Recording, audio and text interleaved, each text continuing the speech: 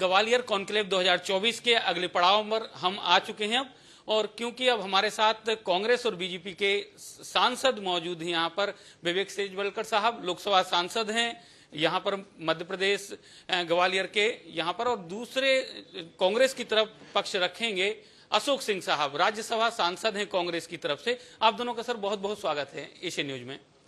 विवेक जी, सबसे पहला आपसे ही सवाल शुरुआत करते हैं। जैसा कि प्रभात जी से अभी हमारी चर्चा हो रही थी और प्रभात जी ने कहा कि विवेक सेजवलकर जी बहुत काम करते हैं लेकिन शोर नहीं करते, शांति से काम करते। क्या यही वजह, सवाल मेरा उनसे भी यही था, क्या यही वजह रही आपके टिकट कटने की, और कोई वजह थी? देखिए, सवाल आप मुझसे पूछ रहे हैं, मैंने इसके पहले भी जी पूछा गया था मुझको। इसका जवाब तो मेरे पास यही है कि आप रॉन्ग नंबर डायल कर रहे हैं जी। नहीं, लेकिन इसका जवाब मैं तो शायद देने की जरूरत भी नहीं है मुझे, और मैं दे भी नहीं सकता जी। लेकिन जिस प्रकार से बात हो रही कि 400 पार की बात हो रही है, 29 में 29 की बात हो रही है, कैंपेनिंग बहुत जोरदार चल रहा है, एक चेहरे को लेकर सिर्फ प्रधानमंत्री जी का चेहरा है, बाकी उम्मीदवारों का चेहरा गौण है यहाँ पर, तो क्या लगता है आपको? नहीं, ऐसा नहीं है, मैं आपसे पूरी तरह सहमत नहीं हूँ जी। देखिए, तुलना तो हमेशा की जाएगी, पर जो उम्मीदवार भारतीय जनता पार्टी ने अभी खड़ा किया है वो ग्वालियर में देखिए 8 विधानसभाएं हैं जी। उसमें से 5 विधानसभाएं ग्रामीण क्षेत्र से आती हैं, ग्रामीण या सेमी अर्बन कह सकते हैं जी। और भारतीय जनता पार्टी ने पहली बार लोकसभा के लिए एक ग्रामीण परिवेश से आए प्रत्याशी को चुना है, जिसने संगठन में भी काम किया है, जो विधायक भी रहा है, सरपंच से उठ करके जिला पंचायत सदस्य के रूप में, विधायक के रूप में, मंत्री के रूप में, ऐसे उम्मीदवार को हमने चयन किया है। तो आप केवल ये कह दें कि केवल मोदी जी के मतलब चेहरे पर चुनाव हो रहा है, ये जानकर या मानकर उम्मीदवार खड़े किया जा रहा है, तो मैं इससे सहमत नहीं हूँ। जो योग्य उम्मीदवार हमारे पास थे उनमें से पार्टी ने चयन किया है और मुझे पूरा भरोसा है कि भारतीय जनता पार्टी दोबारा यहाँ से जीतेगी। अशोक सिंह जी, हम कांग्रेस की बात करें या बीजेपी की बात करें, दोनों ने ही ग्वालियर में ऐसे उम्मीदवारों को चयनित किया है जो हारे हुए हैं, हारे के सहारे दोनों पार्टियां हैं। क्या कहेंगे? आपका तो समझ में आता, लेकिन बीजेपी की क्या मजबूरी रही कि हारे के सहारे बीजेपी रही? देखिए, हमारा उम्मीदवार शिक्षित उम्मीदवार है और योग्य उम्मीदवार है। पार्टी ने चयन बहुत सोच समझ कर किया है और मुझे विश्वास है कि निर्णय भी हमारे पक्ष में आएगा। नहीं, जैसे आप लोग बहुत काम करें, निर्णय तो ठीक है, लेकिन अभी भी पार्टी का जिस प्रकार से लोग साथ छोड़ रहे हैं या बहुत बड़ी संख्या में कांग्रेस छोड़ बीजेपी में शामिल हो रहे हैं। अब इसमें तो मध्य प्रदेश में 2020 से जब सरकार गिराई गई थी, उसके बाद से लगातार आप देख रहे होंगे कि मध्य प्रदेश में अब विचारधारा की बात नहीं रह गई है, अपने कंफर्ट की और अपनी सुविधा की बात हो गई है। और ऐसे सभी लोग जो अपने हिसाब से काम करना चाहते हैं या वो विचारधारा की बात नहीं मान रहे हैं, तो स्वाभाविक रूप से अब जिसको जहाँ सुविधाजनक लग रहा है वो जा रहा है। विवेक जी, अगर ग्वालियर की बात करें, विकास, क्योंकि आप लगातार 5 साल से यहाँ पर सांसद हैं, आप लगातार देख रहे हैं, संसद में भी सवाल उठाते रहे और उठते भी रहे, किन बातों की या किन मूलभूत सुविधाओं की आवश्यकता ग्वालियर में है और वो कितनी हद तक पूरी हुई है अभी तक? देखिए, ग्वालियर में जो कई सारी योजनाएं कुछ चल रही हैं, कुछ पूरी हो गई हैं। मैं बात करूं स्टेशन की जी, मैं बात करूं एयरपोर्ट की, मैं बात करूं रोड नेटवर्क की, इन सभी क्षेत्रों में पिछले 5 वर्षों में या 10 वर्षों में कहूँ तो शायद गलत नहीं होगा, बहुत काम हुआ है। मैं बात करूं ग्रामीण आवासों की, मैं बात करूं अर्बन लोगों के लिए आवासों की, जो नगर निगम के माध्यम से हम लोगों ने प्रधानमंत्री आवास योजना के अंतर्गत काम किए हैं। तो कुल मिलाकर के सभी क्षेत्रों में तेज़ी से ग्वालियर आगे बढ़ा है और वो विकास दिखने भी लग गया है। जब मेरे पहले माननीय नरेंद्र सिंह जी थे सांसद, तो 6 रेलवे ओवरब्रिज यहाँ पर बने हैं, 2 बनने उसमें से अभी पूरे होने हैं।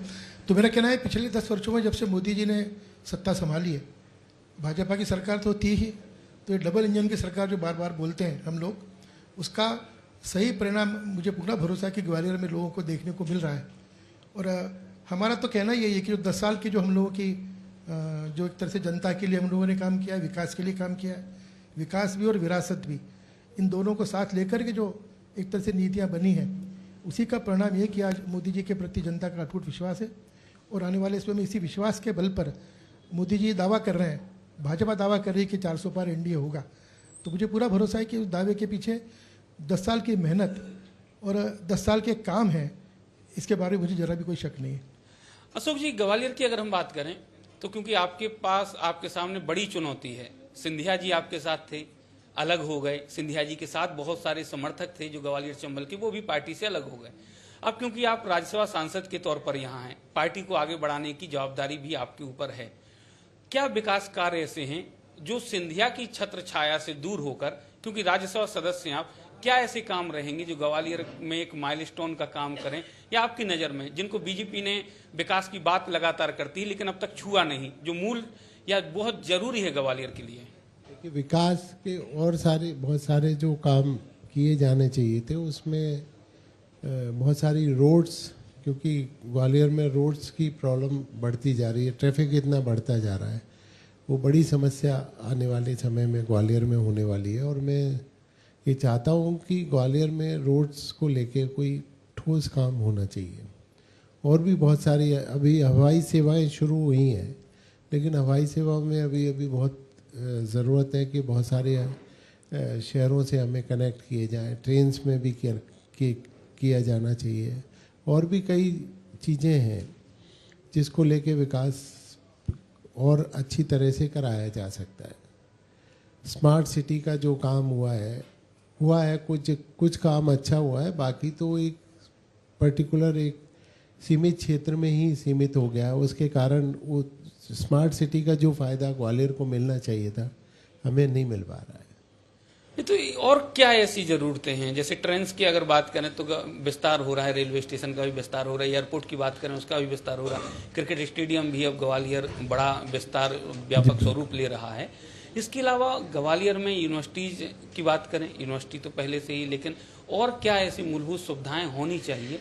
देखिए, ग्वालियर पहले से ही, पूर्व से ही एक विरासत का शहर रहा है और उसमें बहुत सारी चीज़ें, जैसे एजुकेशन हब अभी तक बन जाना चाहिए था, चल रहा है, हो रहा है, लेकिन वो जिस तरीके से होना चाहिए था नहीं हो पा रहा है। और भी बहुत सारी चीज़ें, मेडिकल हब, मेडिकल में पूरे मध्य प्रदेश में एक नाम था ग्वालियर का, तो उसमें भी और भी जो सुधार की गुंजाइश है की जानी चाहिए। विवेक जी, अगर सवाल हम यहाँ बीजेपी का करें तो बीजेपी लगातार, जैसे प्रभात जी से भी पूछा, सीनियर जो कार्यकर्ता हैं उनकी उपेक्षा हो रही, कांग्रेस से आए हुए नेताओं को और कार्यकर्ताओं को पलकों पर बिठाया जा रहा है। आपके क्या अनुभव हैं पार्टी को लेकर ऐसे? नहीं, देखिए, विशेष करके जब से सिंधिया जी ने कांग्रेस छोड़ करके भाजपा में आए हैं, मेरा मानना शायद उसी को टारगेट करके शायद आप ये बात कह रहे हैं जी।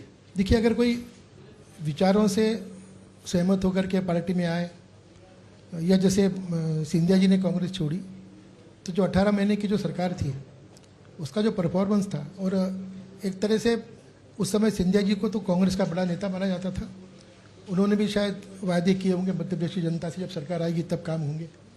उन 18 महीनों में कांग्रेस के जो मुख्यमंत्री थे या नेता थे, वो डिलीवर नहीं कर पाए। मेरा मानना है कि सबसे बड़ी, अगर कोई सिंधिया जी के उदास होने की बात अगर मैं कहूँ तो शायद सबसे बड़ा कारण यही था, और तब शायद उन्होंने समझा कि कांग्रेस छोड़ देना ठीक है। और अगर मैं सिंधिया परिवार के इतिहास की बात में करूं तो श्रद्धेय राजमाता विजयाराजे सिंधिया उन नेताओं में से थी जिन्होंने भाजपा को आज इस मुकाम तक पहुंचाया। उसके पहले वो एक बार कांग्रेस से लोकसभा के चुनाव भी लड़ी थी। तब ये ऐसा माना जाता है कि पंडित नेहरू जी ने आग्रह किया था स्वर्गीय जीवाजीराव महाराज जी को लड़ने के लिए, पर उन्होंने न लड़ते हुए और राजमाता जी को लड़वाया। तो मेरा मानना यह है कि देखिए, ये परिवार पहले से हिंदुत्व के विचारधारा से बहुत निकट रहा है, और श्रद्धेय राजमाता जी जिनकी मैं बात कर रहा हूँ वो तो संघर्ष से विशेष रूप से प्रभावित थी जी। तो कुल मिला के बीज तो था ही, और जब अवसर मिला और जब उनको भी लगा तो उन्होंने सही निर्णय लिया, और मेरा मानना है कि उनका निर्णय बिल्कुल सही था। और आज वो भी भाजपा की मुख्य धारा में है, प्रदेश के हमारे वरिष्ठतम नेताओं में से हैं, और जिस तरह हम सब 400 पार एनडीए को कराने में लगे हुए हैं, वो भी पूरी शिद्दत के साथ इसमें लगे हुए हैं। तो मेरा मानना है कि इस तरह की स्थिति अगर बनती है तो मेरा मानना है कि कांग्रेस से लोग आएँ या और किसी पार्टी से लोग आएँ तो लेने में कोई संकोच नहीं होना चाहिए। देखिए, पार्टी बढ़ेगी। आज ऐसा तो है नहीं कि अब कोई दल अछूत रह गया है। सारे दलों के एजेंडे लोगों के सामने है, कार्यकलाप लोगों के सामने है, और अगर कोई चुनता है कि उसको उस दल में जाना चाहिए तो मेरा मानना है उसको स्वतंत्रता भी होनी चाहिए और हम लोगों को बाएं फैला करके लेना भी चाहिए। विवेक सेजबलकर जी को कब पता चला कि उनका लोकसभा टिकट कट गया? या टीवी पर आपको देखकर पता लगा या पहले फोन आ गया था आपके पास? नहीं, देखिए, टिकट कट गया इस टर्मिनोलॉजी से मैं सहमत नहीं हूँ। चलिए, दूसरे को मौका दिया गया आपकी जगह। ये कब पता चला? तो मुझे जिस दिन घोषणा होनी थी उसके एक दिन पहले मुझे पता लग गया था कि इस बार बदलाव होने जा रहा है।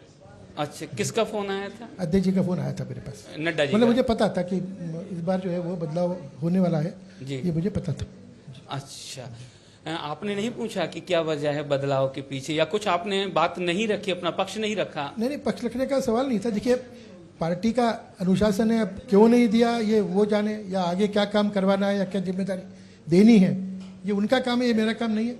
एक सैनिक का जो काम था 2019 में भी मुझे लड़ने के लिए बोला जी, तो मैं लड़ा। वो भी मुझे एक दो दिन पहले ही पता लगा कि शायद मुझे लड़ना है, और आज जब पता लगा कि नहीं लड़ना है तो वो भी मैंने सहर्ष स्वीकार किया, और हम सब भारत सिंह जी को जिताने में लगे हुए आप दिख ही रहे।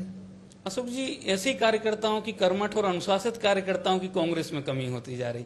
आप जब राज्यसभा सांसद, आपको बताया गया कि आप राज्यसभा सांसद के तौर पर नामांकन भरेंगे, कब आपको पता लगा था और किसका कॉल आया था आपको?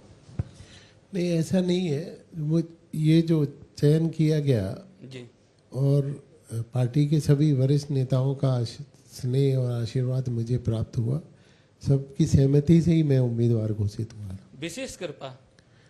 नहीं, विशेष कृपा नहीं, सभी नेताओं ने मध्य प्रदेश के मुझे स्नेह दिया और सबने उसमें सहयोग किया कि नहीं, उम्मीदवार, राज्यसभा के उम्मीदवार के रूप में मेरा चयन ही ठीक है। अपेक्स के लिए आपने काफी काम किया सहकारिता में जी। आप कुछ दिनों अध्यक्ष भी रहे।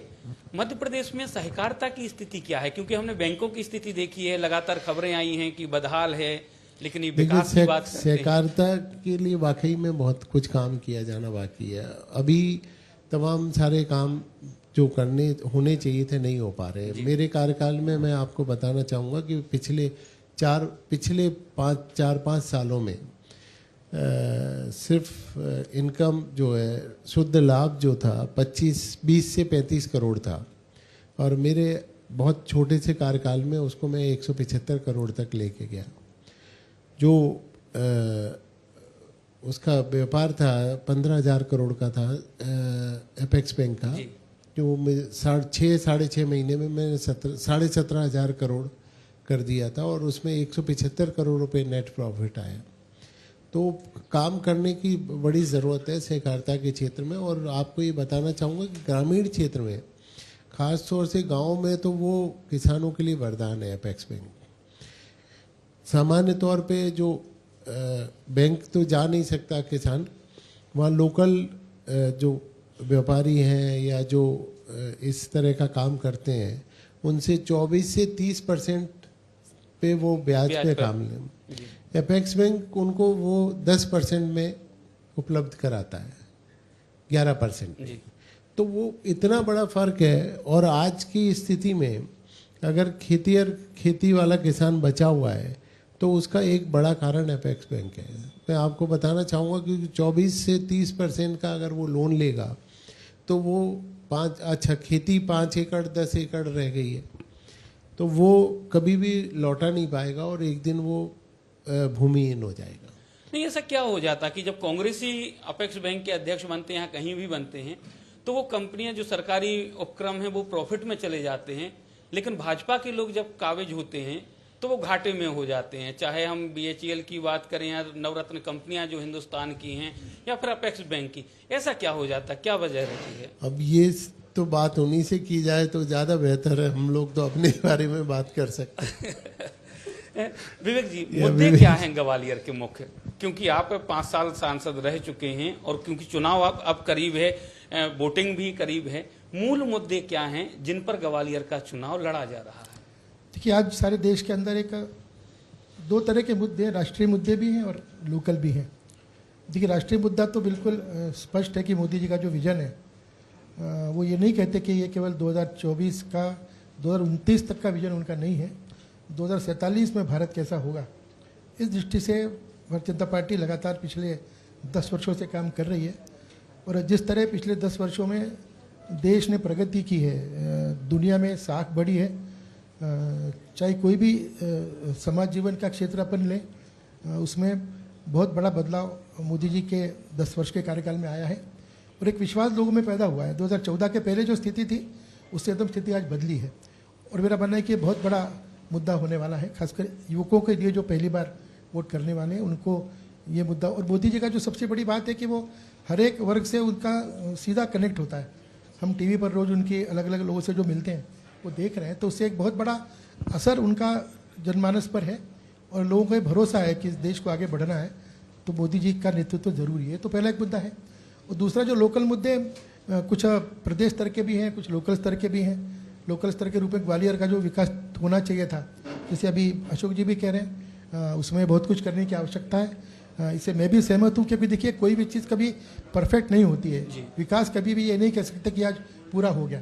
शहर तेज़ी से बढ़ रहा है, अगर हम एक स्थान तक नागरिक सुविधाएं जुटाते हैं तो अगली बार और एक नया शहर सामने खड़ा हो जाता है। उस स्थिति से निपट रहे हैं, नगर निगम निपट रही है। मैं लगातार 9 वर्षों तक, लगातार तो नहीं था, 2 बार मेयर था, प्रयास हम लोगों ने किया, अलग अलग योजनाएं आई। पहले एशियन डेवलपमेंट बैंक की योजना से हम लोगों ने काम किया, फिर अमृत 1 अभी हुआ है, फिर अमृत 2 अब फिर आने वाला है। तो मेरा मानना ये तो एक सतत चलने वाली प्रक्रिया है। पर इसके अलावा मेरा ये मानना है कि ग्वालियर में एक पहले कभी बड़ा इंडस्ट्रियल मतलब वातावरण हुआ करता था, आज उसका प्रयास भी हम लोग कर रहे हैं, प्रदेश सरकार की ओर से भी और केंद्र सरकार की ओर से भी। मेरा मानना है उसमें जब हमको सफलता मिलेगी तब जो एक ग्वालियर के अंदर जो एक रोजगार की जो एक बात हम लोग करते हैं, वो मेरा मानना है कि उसका समाधान अच्छी तरह से हो सकेगा। बाकी ट्रैफिक की बात अभी अशोक जी कर रहे हैं। देखिए शहर पुराना है, इसके लिए प्लानिंग की ज़रूरत है, तेज़ी से बाहर विस्तार हो, इसका भी प्रयास हो रहा है। अब जो बाईपास हो रहा है उसके दोनों तरफ नई कॉलोनियाँ बन रही है, नए रिहायशी स्थान बन रहे हैं। तो मेरा मानना है कि एक प्रोसेस है जो जिस तरह के केंद्रीय ये प्रदेश स्तर पर और नगर के स्तर पर जो विकास की बातें हैं वो एक तरह से प्रक्रिया है जो निरंतर चलती रहेगी। ये भी एक मुद्दा है और इसमें भी काफ़ी काम शहर में भी हुए। सड़कों की बात ये कर सकती है, सड़कों की बात क्या है कि गड्ढे होते भी और भरते भी रहते हैं और नई सड़कें भी बनती रहती हैं। पिछले 7-8 वर्षों में अगर मैं बात करूं तो ग्वालियर में एंट्री करने के जितने भी पॉइंट्स हैं वहाँ पर की सड़कों की अगर अपन बात करेंगे तो ग्वालियर का अलग ही दृश्य दिखाई देता है। गोले के मंदिर चौराहे की अगर मैं बात करूँ तो आज से 5-7 वर्ष पहले किसी ने सोचा नहीं होगा इस तरह का विशाल चौराहा वहाँ पर बन सकेगा। तो कुल मिलाकर ये मुद्दे हैं, इन दोनों मुद्दों पर ग्वालियर की जनता भारतीय जनता पार्टी के पक्ष में है, ऐसा मेरा मानना है। उसका परिणाम हम जरूर 4 जून को देखने को मिला। अशोक जी, मुद्दे बीजेपी से ज्यादा तो आपके पास हैं, लेकिन क्या वजह है कि उतनी प्रभावशाली तरीके से जनता तक कांग्रेस बातों को नहीं पहुंचा पा रही या फिर कांग्रेस पे जनता विश्वास नहीं कर पा रही? नहीं, ऐसा नहीं है। कांग्रेस मुद्दे भी उठाती है और जनता के बीच में भी जाती है जी, और उसको लेके लगातार काम करते रहे हैं और आगे भी करते रहेंगे। मुद्दों को, जो जनता के मुद्दे हैं और जो विपक्ष की एक हमारी भूमिका है, उसको लेके हमेशा हम लोग काम करते रहे हैं और जो भी मुद्दे आते हैं जनता के, उसको उठाने का काम लगातार करते हैं। विवेक जी यहाँ बैठे हुए हैं, 5 साल में सांसद के तौर पर अगर कहा जाए कैसा काम किया विवेक जी ने? विवेक भाई साहब बहुत अच्छे इंसान हैं और उनसे जो बन सका वो उनने करने का काम किया है। मुद्दे क्या हैं आपके कांग्रेस के स्थानीय स्तर पर ग्वालियर में? मैंने अभी बात की ना, विकास को लेके बहुत सारे मुद्दे मैंने आपको बताए जी, उस पर काम करने की ज़रूरत है, लेकिन अकेले विवेक जी थोड़ी ना करेंगे उसको। के लिए जो सरकार को करना चाहिए था, केंद्र सरकार को करना चाहिए था, वो और करना चाहिए जी। बाकी आगे आप करेंगे? बिल्कुल, हमें मौका लगेगा तो ज़रूर करेंगे। चलिए, आप अवसर मिलेगा तो ज़रूर ग्वालियर के विकास के लिए काम करना चाहेंगे। चलिए, आप दोनों लोगों ने हमें पर्याप्त समय दिया, उसके लिए आप दोनों का बहुत बहुत धन्यवाद। और क्योंकि लगातार हमारा ये कॉन्क्लेव जारी रहेगा, ग्वालियर के विकास से जुड़ी चर्चाएं होती रहेंगी, नए मेहमान भी हमारे साथ जुड़ेंगे जो ग्वालियर के विकास पर और दूसरे क्षेत्रों को लेकर भी हमसे चर्चा करेंगे।